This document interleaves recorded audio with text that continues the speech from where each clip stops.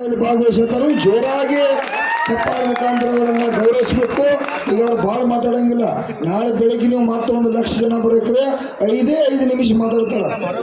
Sir ಒಂದು 5 ನಿಮಿಷ ಮಾತಾಡ್ಬಿಡಿ. ಹಿಂಗೆ ಬಂದಿರ ಗೊತ್ತಾಗ ಸಂದೇಶ ಹೋಗ್ಬೇಕು. ದರ್ಶನ್ ಮಾತಾಡಿದ್ದಾರೆ. ಎಲ್ಲ ಬೆಳಗಾವಿ ಜಿಲ್ಲಾ ಕಬ್ಬು ಬೆಳೆಗಾರರಿಗೆ ಒಂದು ದೊಡ್ಡ ಸಂದೇಶವನ್ನು ನೀವು ಇಡೀ ರಾಜ್ಯಕ್ಕೆ ರಾಷ್ಟ್ರಕ್ಕೆ ಕೊಟ್ಟಿದ್ದೀರಿ ಇವತ್ತು ಈ ಚಳುವಳಿಯಿಂದ. ನಾನು ಒಬ್ಬ 50 ವರ್ಷದ ಚಳುವಳಿಗಾರನಾಗಿ 80ರ ಚಳುವಳಿ ಜನ ಸೇರ್ತಾ ಇದ್ರು. ಅದು ಬಿಟ್ಟರೆ ಚುನಪ್ಪ ಪೂಜಾರಿಯವರ ನೇತೃತ್ವದಲ್ಲಿ ಸೇರಿರೋ ಜನ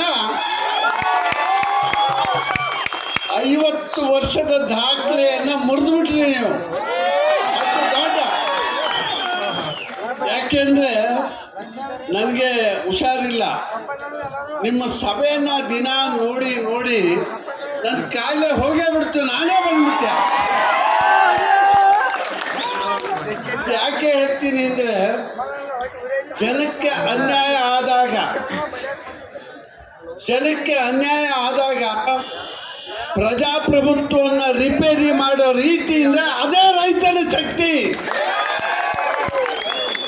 ಇನ್ಯಾರ ಕೈಲಿ ಸರ್ಕಾರ ರಿಪೇರಿ ಮಾಡೋಕ್ಕಾಗಲ್ಲ. ಮಣ್ಣಿನ ಮಕ್ಕಳ ಕೈಯಲ್ಲಿ ಮಾತ್ರ ಸಾಧ್ಯ. ಸಿದ್ದರಾಮಣ್ಣ ಮೋದಿಯವರು ಇದನ್ನು ಅರ್ಥ ಮಾಡ್ಕೊಂಡ್ರೆ ಭಾರತಕ್ಕೂ ಕ್ಷೇಮ, ಕರ್ನಾಟಕಕ್ಕೂ ಕ್ಷೇಮ.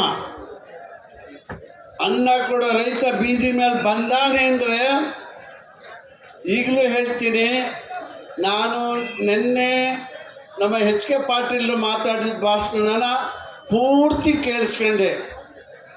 ನಮ್ಮ ಚುನಪ್ಪ ಪೂಜಾರಿ 45 ನಿಮಿಷ ಮಾತಾಡಿದರು, ಅದನ್ನು ಕೇಳಿಸ್ಕೊಂಡೆ. ಈಗ ನಾನು ದಾರಿಲಿ ಬರ್ತಾ ಕಾರ್ನಲ್ಲಿ ಈಗ ನಮ್ಮ ಸಕ್ಕರೆ ಮಂತ್ರಿ ಮಾತಾಡಿದ್ನು ಕೇಳಿಸ್ಕೊಂಡೆ. ಸಕ್ಕರೆ ಮಂತ್ರಿಯವರಿಗೆ HK ಪಾಟೀಲ್ರು ವರದಿ ಮಾಡಿದ್ದಾರೆ. ನಾಳೆ ಮುಖ್ಯಮಂತ್ರಿಯವರು ಸಂಜೆ ಹೊತ್ತಿಗೆ ಏನೋ ಒಂದು ಆದೇಶ ಕೊಡ್ತಾರೆ ಅಂತ ನಮ್ಮ ಚುನಪ್ಪಣ್ಣ ಹೇಳ್ತಾ ಇದ್ರು. ಅಲ್ಲೇನ್ರಿ? ಆಗಲಿ, ಸರ್ಕಾರದ ಜೊತೆ ನಮ್ಮದು ಸಂಘರ್ಷ ಯಾವಾಗಲೂ ಇದೆ. ಆದರೆ ನ್ಯಾಯಕ್ಕಾಗಿ ಹೊರತು ಅನ್ಯಾಯಕ್ಕಲ್ಲ. ನ್ಯಾಯಕ್ಕಾಗಿ ಮಾತ್ರ ಸಂಘರ್ಷಕ್ಕೂ ಸೈ, ಜೈಲಿಗೆ ಹೋಗೋಕ್ಕೂ ಸೈ. ನಾವೇನು ಈ ಲಾಠಿ ಬಂದೂಕ ಈ ಸರ್ಕಾರ ನಂಬಿ ನಾವೇನು ಕುಳಿತು ಮಂದಿ ಅಲ್ಲ ನಾವು. ನನಗೆ ಸ್ಪಷ್ಟ ಇದೆ, 50 ವರ್ಷದಲ್ಲಿ ನಾವೊಂದು 8 ಸಾರಿ ನಮ್ಮನ್ನು ಜೈಲಿಗೆ ಹಾಕ್ಯಾರೆ. ಅದೇನು ಜೈಲಂದ್ರೆ ನಮ್ಮದೇ ಮನೆ ಬಿಡಿ, ಅದೇನು ದೊಡ್ಡ ವಿಷಯ ಅಲ್ಲ. ಅಲ್ಲಿ ಭಾರಿ ಚಲೋ ಊಟ ಹಾಕ್ತಾರೋ ಯಪ್ಪ. ನಿಮ್ದು ಊಟ ಏನೈತಲ್ಲ, ಬರೋಬ್ಬರಿ ಊಟ ತೂಕ ಮಾಡಿ ಊಟ ಹಾಕ್ತಾರೆ. ನೀವು ಒಂದ್ಸಾರಿ ಹೋಗಿ ಬರ್ಬೇಕ್ರಿ, ಹೋಗ್ಬೇಕ. ಅವಾಗಲೇ ನೀವು ಲೀಡ್ರ್ ಆಗೋದು. ಜೈಲಿಗೆ ಹೋಗಿ ಬಂದ್ರಿ ಅಂದರೆ 10 ಕೆತ್ತಜ ಧೈರ್ಯ ಬರ್ತದೆ. ಇನ್ನೇನು ಬಿಡ ಅಂತ ಅಲ್ಲಿ ಹೋಗರ ಜಾತ್ರೆಗೆ ಹೋಗಿ ಹೋರಿ ತರ್ತೀರಿ, ಅದು ಬೇಸಾಯ ಹೊಡೋದಕ್ಕೆ ಕಬ್ಬು ಹೇಳ್ದ ಮನೆಗೆ ಕಂಡ್ರೆ ಏನು ಮಾಡ್ತೀರಾ? ಮುಗ್ದಾಣ ಚುಚ್ಚಿ ಮುಖ ಬೆಂಕಿ ಹಚ್ಚಾದ್ರೂ ಹೊಡಲ್ಲ. ಅದು ಈ ರಾಜಕಾರಣಿಗಳ ಮುಖಳಿಗೆ ಬೆಂಕಿ ಹಚ್ಚೋನು ಯಾರು?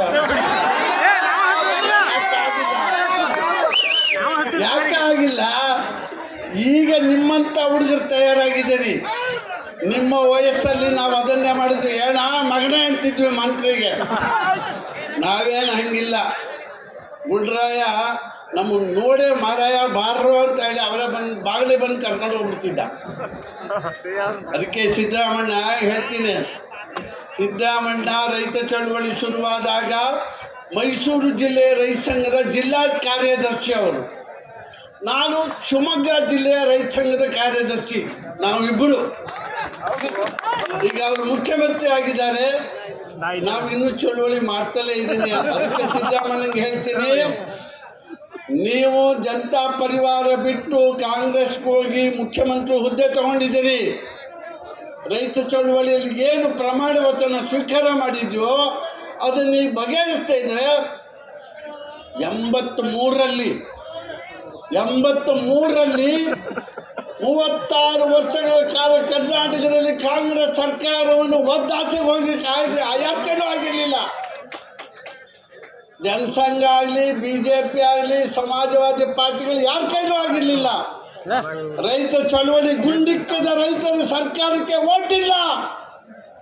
ಕಾಂಗ್ರೆಸ್ ಸರ್ಕಾರ 36 ವರ್ಷಗಳ ಆಧಿಪತ್ಯವನ್ನು ಕಳ್ಕೊಂಡು ಬೀದಿ ಮೇಲೆ ಬಿದ್ದಿತ್ತು. ಈಗಲೂ ಮತ್ತು ನಾನು ಹೇಳ್ತೀನಿ, ಸಿದ್ದರಾಮಣ್ಣ ಮತ್ತು ನೀವೆಲ್ಲರೂ ಸೇರಿ ನೀವು ತಪ್ಪನ್ನು ಮಾಡ್ತಾ ಇದ್ದೀರಿ. ಮತ್ತೊಮ್ಮೆ ಕಾಂಗ್ರೆಸ್ಸನ್ನು ಅಧಿಕಾರ ಕಳ್ಕೊಳ್ಳುವಂಥ ಹತ್ತಿರ ಸಮಯಕ್ಕೆ ಮಾಡ್ಕೋಬೇಡಿ, ಎಚ್ಚರ ಅಂತಕ್ಕಂಥ ಮಾತನ್ನು ಹೇಳ್ತೀನಿ. ಇನ್ನು ಹೆಚ್ಚು ಮಾತನ್ನು ನಾಳೆ ಬೆಳಿಗ್ಗೆ ನಾನು ಮಾತಾಡ್ತೀನಿ, 1 ಗಂಟೆ ಬೇಕಾದ್ರೂ ಮಾತಾಡ್ತೀನಿ. ಈಗ ಸಾಕು, ನಮಸ್ಕಾರ. ಕೆ ಗಂಗಾಧರ್ ಸರ್ ಹಿರಿಯರು, ಆಮೆಲ್ಲರಿಗೂ ಹಿರಿಯರು. ಯಾಕಂತಂದ್ರೆ ಅವರೆಲ್ಲ ಭಾಳಷ್ಟು ಪ್ರೊಫೆಸರ್, ಅವರು ಎಲ್ಲ ಕೂಡ ಭಾಳಷ್ಟು ಅದ್ದೂರಿ ಹೋರಾಟಗಳು ಮಾಡಿದರು. ನಾವೆಲ್ಲ ಅವರೆಲ್ಲ ಶಿಷ್ಯರ, ಅವ್ರ ಕೈಯಾಗ ಗರಡಿ ಮನೆಯಾಗ ಕಲಿತ ಇವತ್ತು ನಾವು ನಿಮ್ಮ ಸೇವೆ ಮಾಡಿ ಇವತ್ತು ಗುರ್ಲಾಪುರ ಒಂದು ಹಳ್ಳಿ ಒಳಗೆ ಐತಿಹಾಸಿಕ ಚಳವಳಿ, ಅವರೆಲ್ಲರ ಆಶೀರ್ವಾದ, ಅವ್ರ ಹಿರಿಯರ ಆಶೀರ್ವಾದ, ಇಂಥ ಸಾವಿರಾರು ಜನ ಶ್ರಮದ ಆಶೀರ್ವಾದದಿಂದ ಇದಕ್ಕೊಂದು ಶಕ್ತಿಯಾಗಿ ಇದು ಐತಿಹಾಸಿಕ ಚಳವಳಿಯಾಗಿ ಇವತ್ತು ಕಾರ್ಖಾನೆ ಮಾಲೀಕರನ್ನ ಮನಿಸಿ 200 ರೂಪಾಯಿ ಹಣ ತಗೋದಂಥದ್ದಾಗೈತಿ. ಇನ್ನೂ ಕೂಡ 200 ರೂಪಾಯಿ ಕಾರ್ಖಾನೆ ಮಾಲೀಕರ ಹಣ ತಗೋದಕ್ಕೈತಿ. ಇಡೀ ರಾಜ್ಯದ ಎಲ್ಲ ನನ್ನ ರೈತ ಬಂಧುಗಳು, ರೈತ ದೇವತೆಗಳು ಎಲ್ಲರೂ ಕೂಡ ಭಾಗವಹಿಸಿ ಇವತ್ತು ಯಶಸ್ವಿ ಮಾಡ್ತಾ ಇದ್ದಾರೆ. ಅವರಿಗೆಲ್ಲರಿಗೂ ಕೂಡ ಜೋರಾಗಿ ಇನ್ನೊಮ್ಮೆ ಚಪ್ಪಾಳೆ ಮುಖಾಂತರ ಅವರನ್ನು ಗೌರವಿಸಬೇಕಂತ ತಮ್ಮಲ್ಲಿ ವಿನಂತಿ ಮಾಡ್ತಾ ಇದ್ದೀನಿ. ಧನ್ಯವಾದ. ಈಗ